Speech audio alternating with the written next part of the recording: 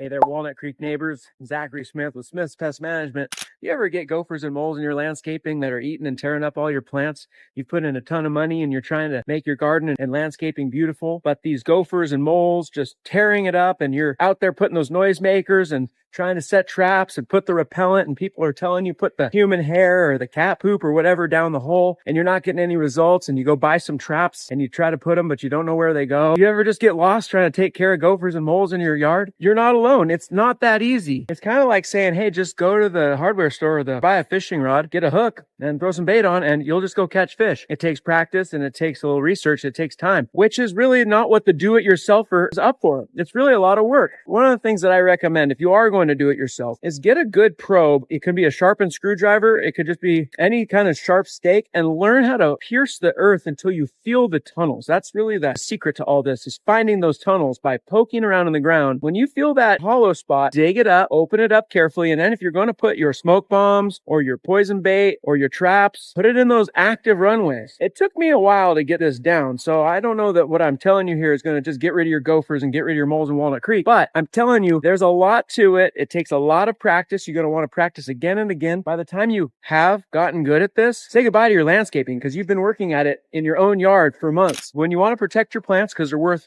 hundreds of dollars and hours of time, I recommend you might want to turn to a pro. You can turn to me, Smith's Pest Management, because we're handling gophers and moles around the whole Bay Area every day. Otherwise, try it yourself and hit us up if you got questions.